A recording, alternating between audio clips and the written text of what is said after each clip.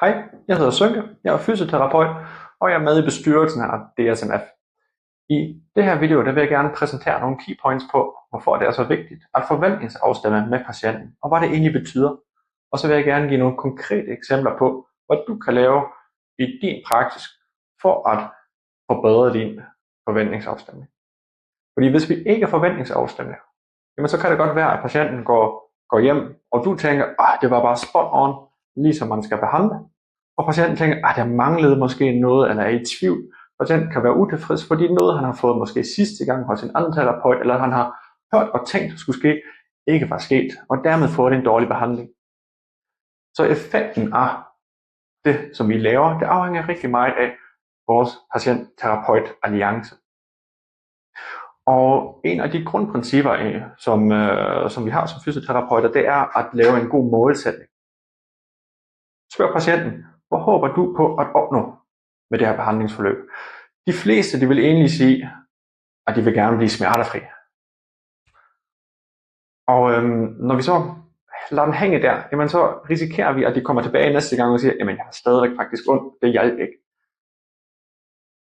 Det vi rigtig gerne vil have, det er, at vi lige tager det første spørgsmål til den første behandling, når de gerne vil blive smertefri. Aha, det er rigtig godt. Hvad vil du så lave med den smertefrihed? Hvad vil du bruge det til, hvis jeg kunne fjerne dine smerter?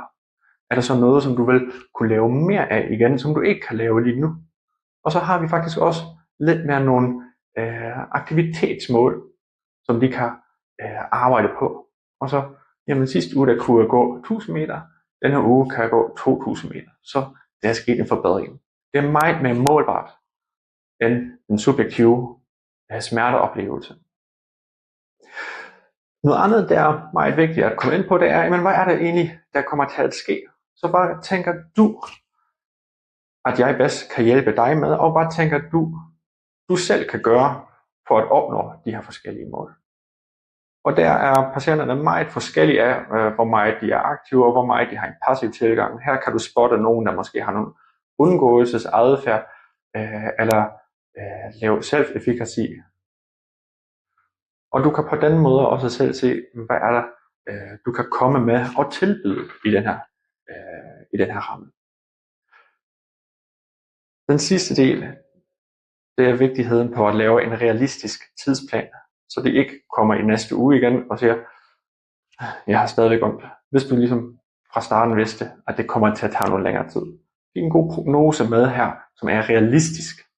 Det skaber en god alliance, tryghed og realistiske forventninger og en tilfreds patient.